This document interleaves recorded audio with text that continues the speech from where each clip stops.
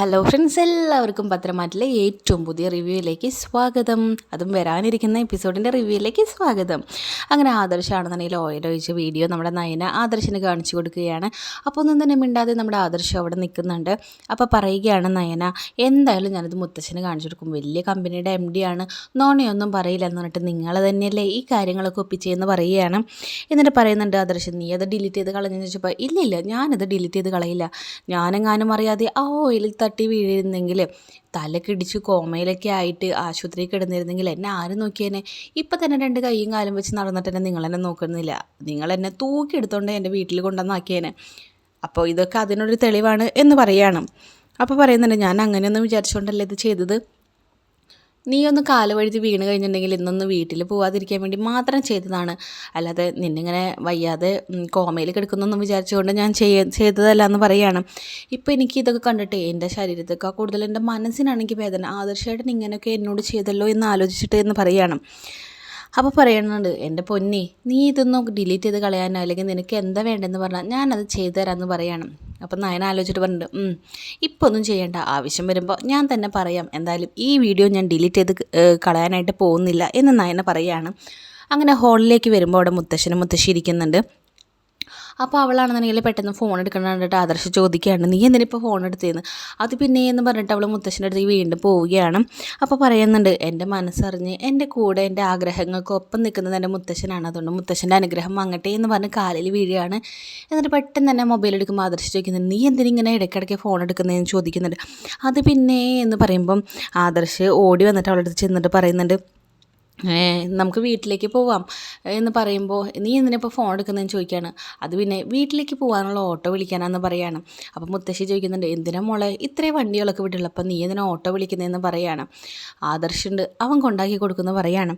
അപ്പോൾ അത് ദേവയാനി പറയുന്നുണ്ട്, ഒരു വട്ടം വീട്ടിൽ വിട്ടതിന് ഇത്രയും വലിയ പ്രശ്നങ്ങളൊക്കെ ഉണ്ടായി, ഇനി അവളെ വീണ്ടും വീട്ടിലേക്ക് വിടാനായിട്ട് നിൽക്കുകയാണ് എന്ന് പറയുകയാണ്. അത് മാത്രമല്ല, അവൾ കൊണ്ടാക്കാനായിട്ട് ഡ്രൈവർ ജോലിയായിട്ട് എൻ്റെ മോൻ തന്നെ അത് ചെയ്യണമെന്ന് ചോദിക്കുകയാണ്. അപ്പോൾ അതായിട്ട് നയന പറയുന്നത്, വേണ്ട മുത്തശ്ശി, ഞാൻ ഓട്ടോ വിളിച്ച് പോയിക്കോളാം, ഒരാൾക്കും ബുദ്ധിമുട്ടാവണ്ടെന്ന് പറയുകയാണ്.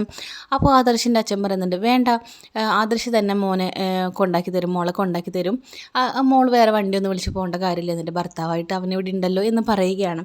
അപ്പോൾ ദേവിയനെ പറയുന്നുണ്ട്, അതെ, അവളിവിടെ എല്ലാവരും മുമ്പ് വെച്ച് ഇങ്ങനെ പറഞ്ഞ് ഓട്ടോ വിളിച്ച് പോകാമെന്നൊക്കെ പറഞ്ഞാൽ എല്ലാവരും പറയും, ഇവിടെ ഇത്ര കാറൊക്കെ ഉണ്ടല്ലോ, അപ്പോൾ അതിൽ പോയാൽ മതി എന്ന് പറയും. അതൊക്കെ അറിഞ്ഞുകൊണ്ട് ഇനി അവളിങ്ങനെ സംസാരിക്കുന്നത്, അവളുടെ സ്വഭാവം എനിക്ക് അറിഞ്ഞൂടെ, ഇവളുടെ അമ്മയുടെ സ്വഭാവം തന്നെയാണ് വിളിക്കുന്നൊക്കെ പറഞ്ഞ് ദേവയാനി കുറ്റപ്പെടുത്തിക്കൊണ്ടിരിക്കുകയാണ്.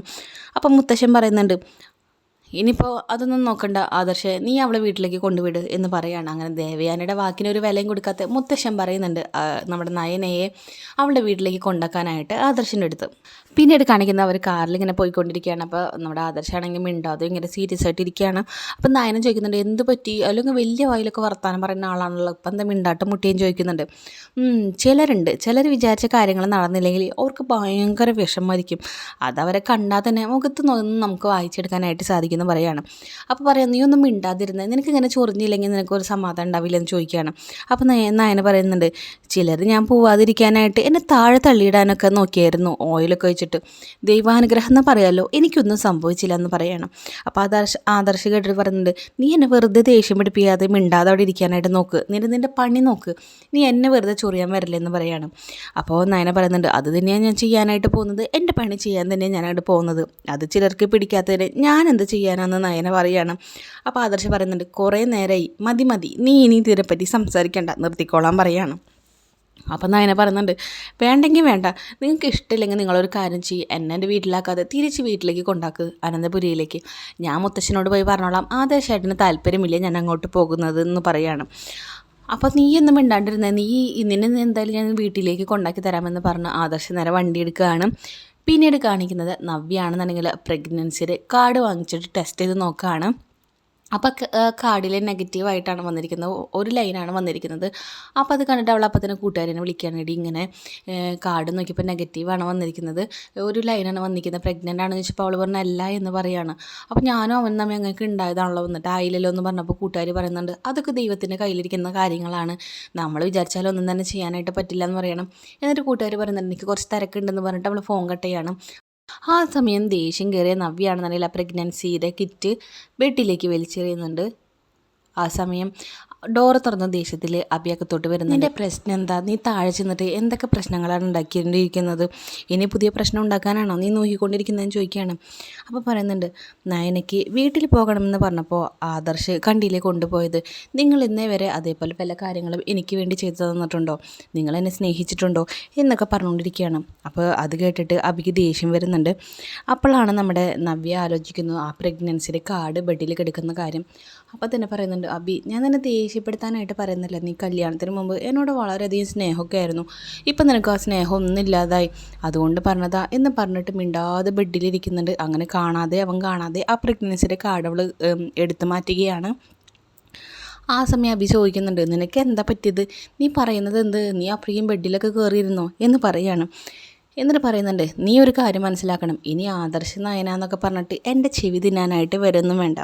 അതും പറഞ്ഞിട്ട് എൻ്റെ അടുത്ത് കമ്പയർ ചെയ്യാനും നീ വരണ്ട എന്നുള്ളൊരു കാര്യം അബി നവ്യയോട് പറയുന്നുണ്ട്. എന്നിട്ട് പറയുന്നുണ്ട്, നീ വന്നു കയറിയ രാശി കൊണ്ട് എൻ്റെ ഉണ്ടായിരുന്ന ജോലിയും പോയി, എനിക്ക് ഇവിടെ ഒരു സമാധാനം, എനിക്കൊരു വില ഇല്ലാണ്ടായി നിന്നെ കല്യാണം കഴിച്ചോടുകൂടി എന്ന് പറയുകയാണ്.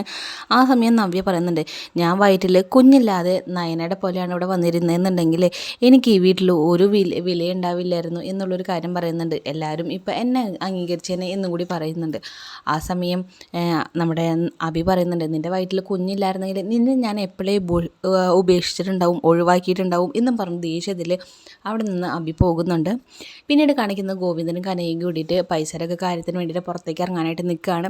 ആ സമയം ആദർശിൻ്റെ വണ്ടി അടക്കി വരുന്നുണ്ട്. അത് കണ്ടിട്ട് കനക പേടിക്കുകയാണ്.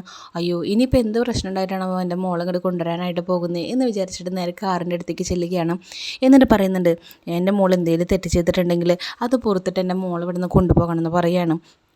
അപ്പോൾ ഇനിയൊരു പ്രശ്നം ഉണ്ടാവാതെ നോക്കാനായിട്ട് അവളോട് ഞാൻ പറയാമെന്ന് പറയാണ്. അപ്പോൾ ആദർശ് പറയുന്നുണ്ട്, മുത്തശ്ശൻ അത് സമ്മതിക്കില്ല എന്ന് പറഞ്ഞപ്പോൾ കനക പറയുകയാണ്, അതെന്താ മുത്തശ്ശൻ സമ്മതിക്കാത്ത? എൻ്റെ മോളെ തിരിച്ചങ്ങോട്ട് കൊണ്ടുപോയാൽ അവളെ കൊണ്ടുപോയേ പറ്റുള്ളൂ, അവൾ ചെയ്ത് തെറ്റിന് ഞങ്ങൾ കാല് പിടിച്ച് മാപ്പ് പറയാമെന്നൊക്കെ കനക പറയുന്നുണ്ട്. അത് കേട്ട് നയന ചിരിക്കുകയാണ്. എന്നിട്ട് പറയുന്നുണ്ട്, അമ്മ എന്താ വിചാരിച്ചത്? എന്നെ ആദർശേട്ടൻ ഇവിടെ കൊണ്ടുവിട്ടതാണെന്നോ?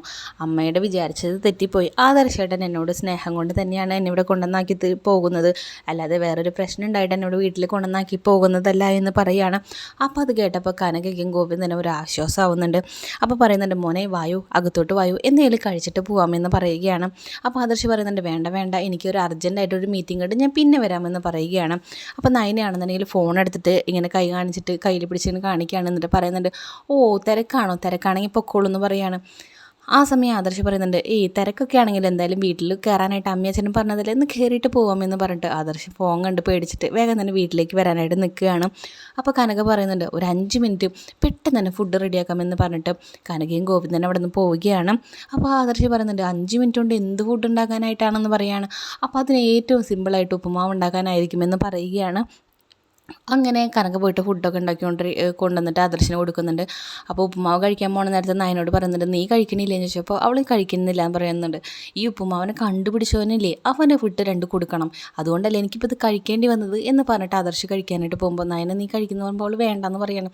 അതൊന്നും നിനക്ക് കഴിച്ചാലെന്ന് പറഞ്ഞപ്പോൾ എനിക്കത് ഇഷ്ടമല്ല, നിങ്ങൾ കഴിച്ചോളൂ എന്ന് പറഞ്ഞപ്പോൾ അങ്ങനെ പറഞ്ഞാൽ നീ പറ്റില്ലല്ലോ, നീ എന്നെക്കൊണ്ട് ഇത് കഴിപ്പിച്ചിട്ട് നീ കഴിച്ചില്ലെങ്കിൽ എങ്ങനെയാണ് എന്ന് പറഞ്ഞിട്ട് അവളെ വായിലേക്ക് നിർബന്ധിച്ചിട്ട് ഉപ്പുമാവ് കുത്തി കയറ്റി വെക്കുന്നുണ്ട്. അപ്പോൾ ഈ ഒരു കാഴ്ച കണ്ടുകൊണ്ട് കനകയും ഗോവിന്ദനും അവിടേക്ക് വരുന്നുണ്ട്. അവർക്കത് കണ്ടിട്ട് നാണമാവുന്നുണ്ട്. ഓ മരുമോന് എൻ്റെ മോൾക്ക് വാരി കൊടുക്കുകയാണോ, നടക്കട്ടെ, ഞങ്ങൾ ശല്യം ചെയ്യുന്നില്ല എന്നുകൊണ്ട് കനകയും ഗോവിന്ദനും അവിടെ നിന്ന് പോവുകയാണ്. ആ സമയം നാണിച്ച് നിൽക്കുകയാണ് നമ്മുടെ ആദർശും നയനയും കൂടിയിട്ട്. അതോടുകൂടി ഏറ്റവും പുതിയ മറ്റൊരു എപ്പിസോഡ് തീരുകയാണ്. വീഡിയോ ഇഷ്ടപ്പെട്ടാൽ നിങ്ങളെല്ലാവരും നമ്മുടെ ചാനൽ സബ്സ്ക്രൈബ് ചെയ്ത് നമ്മൾ സപ്പോർട്ട് ചെയ്യാനായിട്ട് മറക്കരുത്. പ്രധാനമായിട്ടും നിങ്ങളൊരു ലൈക്ക് എന്നിട്ട് പോകാനായിട്ട് മറക്കരുത്. അപ്പോൾ ഏറ്റവും പുതിയ പത്തരമായിട്ടുള്ള റിവ്യൂ ആയിട്ട് ഞാൻ നിങ്ങളുടെ മുമ്പിലേക്ക് എത്താം. അതുവരേക്കും ബായ്.